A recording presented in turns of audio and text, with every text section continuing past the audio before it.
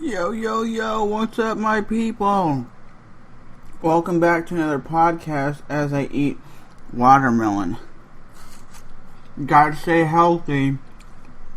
Watermelon to me is like eating candy. I can eat it all day, every day. Did you guys hear Lindsay Lohan is suing Rockstar Games because you know that lady on the cover that's holding like the iPhone doing the peace sign, that blonde lady? She's basically saying that that's her, and basically her character is in the game, but they changed her name up, but the storyline is basically around her, and there's a point in the game where she gets caught having sex, and she still claims that is her. Some people are speculating is that iJustine on the cover because iJustine holds the iPhone and there's a blonde lady and is attractive. So, what do you guys think of this? You really think Lindsay Lohan is going to win a court case? I mean, people sue for everything nowadays. Who gives a crap if they actually replicated a video game character after you? I mean,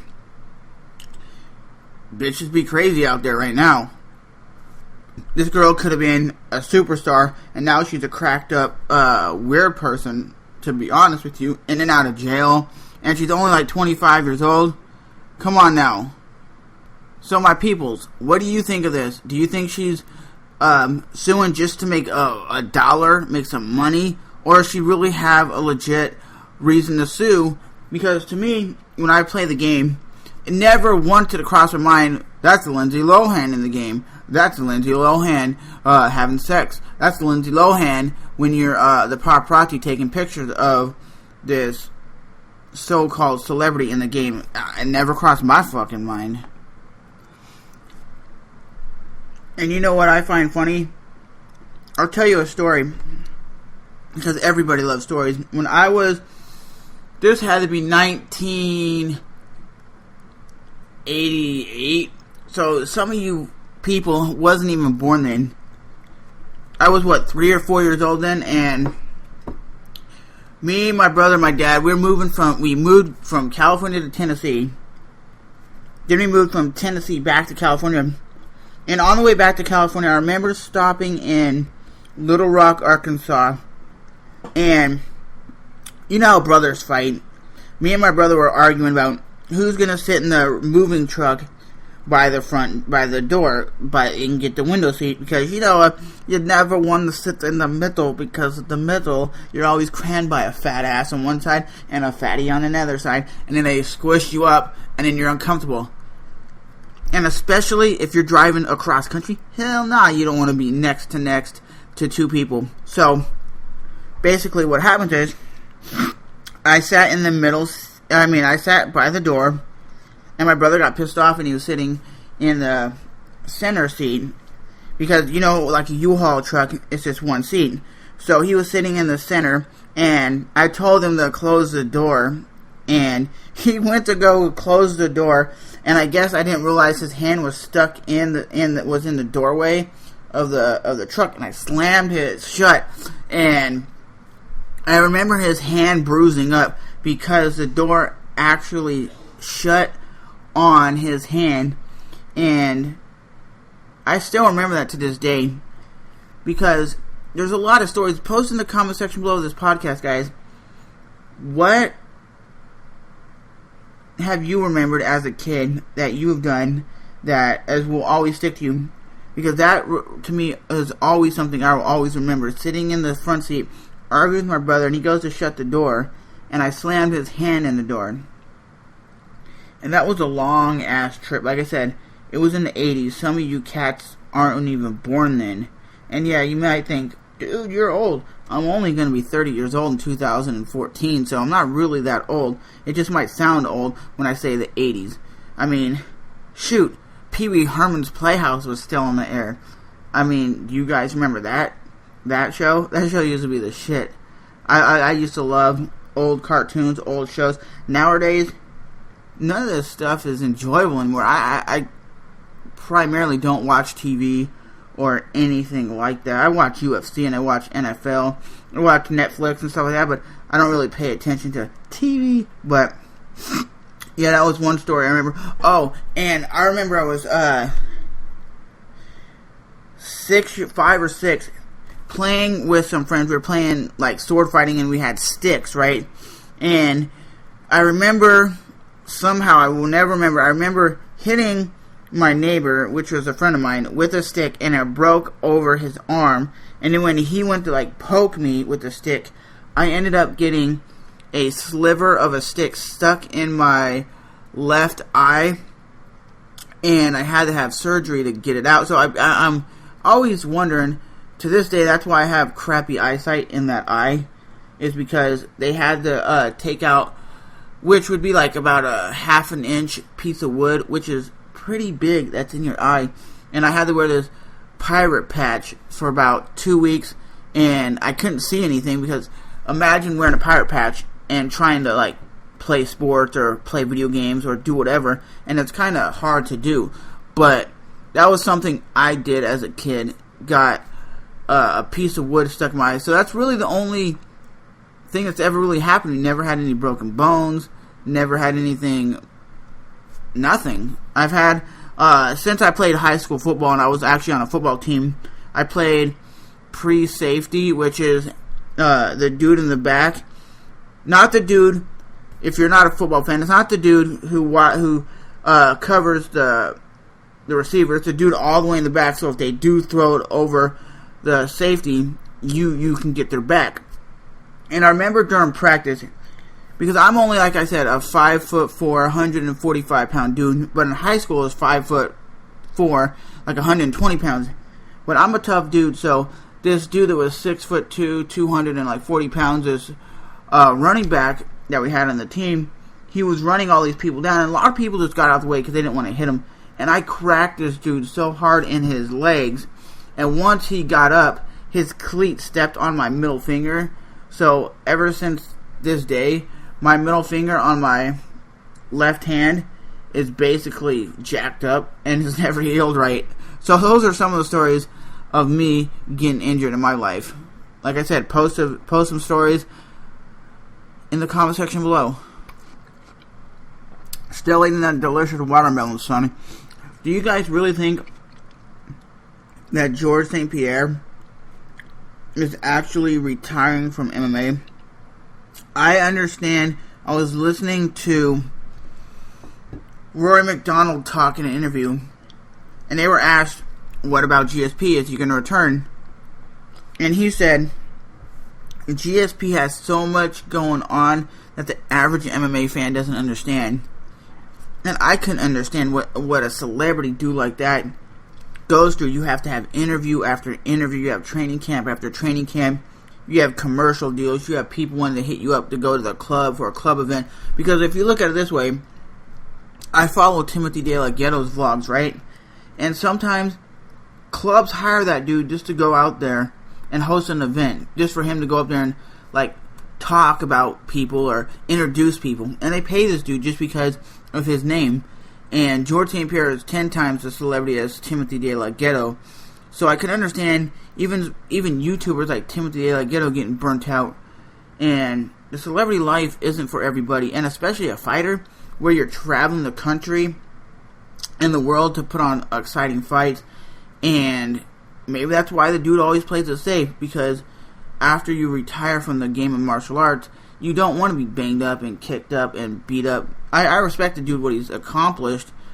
He's been in there, he's fought the most. He's been in the UFC octagon longer than any other fighter. So he's been in there 5 hours or something, which is ridiculous. But I think I understand he's not going to retire, but the dude needs time off. That's for sure. They want to give him an automatic rematch against Johnny Hendricks, but to be honest, if the dude's going to be out for a while, why don't they just relinquish the title? Because it looks like the dude might retire, but we don't know what the dude goes through on a daily basis, having all these interviews, all these haters talking about you. I want pictures, I want this. If I was a YouTube celebrity or just some celebrity in general, you couldn't even walk down to McDonald's without getting mobbed by hundreds and hundreds of thousands of people. If you had LeBron James in his prime right now versus Michael Jordan in his prime, playing a game to 30 points, who would win? Would it be Michael Jordan, the originator of being like the best basketball player ever?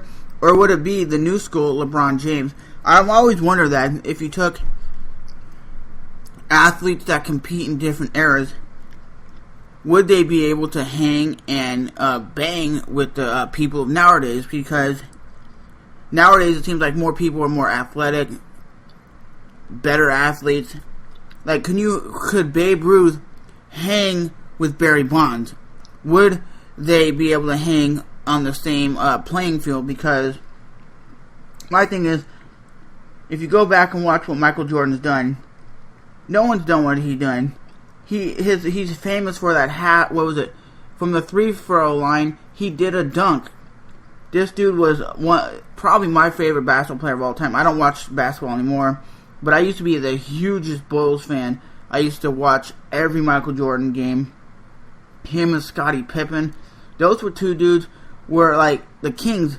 They were winning and winning. And I think Michael Jordan's career basically went downhill once he played baseball. But who do you think LeBron James could actually hang with him? That's why I've always asked in like the MMA world, could someone like Anderson Silva hang with Fedor Emelianenko? They're the two best fighters of all time. You can't say Fedor sucks because that dude, he went on like a 35-fight win streak before he lost his first fight. He went 10 years before he lost a professional fight. Holy shit. PlayStation creates 100,000 new users, 10% of which traffic. It says, it seems PS4 owners are more than a little curious when it comes to testing out a bit of Battlefield live streaming. Sony announced today that its console has accounted for 10% of which content since its launch last month. So 100,000 new users, 10%, that's a lot. If they're getting 100,000 new users every day on like the play Battlefield 4, that's a lot of damn people.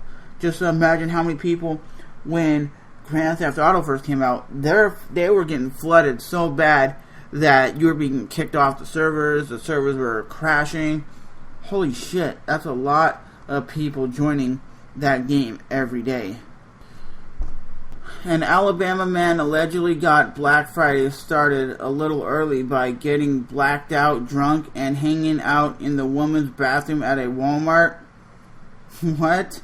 Police arrested Antonio Roy Adams for public drunkenness after he was caught in the woman's bathroom around 10 p.m. on Thanksgiving, reeking of alcohol. Adams, the 41-year-old, was out of it that he told officers he knew the sheriffs were in Georgia, even though he was in Chester County at the time. According to the arrest report, a breathalyzer test revealed that Adams had a blood alcohol content level of 0.197 and was having difficult standing up after spending the night in jail at the county sheriff's office. Adam was out the next day after paying $135. Adam said that he went to the Walmart with a friend and drank a 6-pack of Natty Ice. That's gross. You drank a 6-pack of natural ice while waiting for him in the car. He doesn't think that even went into the bathroom. Wait a minute. You drank a 6-pack of beer, of like this cheap beer that cost like $4 for a 6-pack, and got plastered and then walked in the bathroom. If I even went in the woman's bathroom, he said, it's because I went in the wrong bathroom. He's not the only man to accidentally get arrested because of Walmart and being in the wrong bathroom. If you're that stupid to wait for your friend in the parking lot and drink a 6-pack of beer and then stumble into the store and then stumble into the women's bathroom, you got problems. What, you couldn't wait until you got home? Were you going to be one of those Black Friday people that were shit-faced drunk or something? It sounds like the dude just wanted to get tore up drunk. He's claiming he didn't realize he was even in the wrong bathroom. Why would you even go into the store anyway? Or why would you even be out in the parking lot getting shit-faced drunk? But with that being said, that is today's podcast. And we will definitely talk to you guys next time. Like I said, post in the comment section below. What do you guys think of all these stories that I've talked about, from the story of my childhood to the story of this dude getting plastered on Naughty Ice, which is basically, if you're not from America and you don't drink beer, it's basically cheaper beer than Budweiser or Coors Light. It's basically really watered down, nasty tasting beer. I will see you guys in the next podcast. See you guys soon. Later.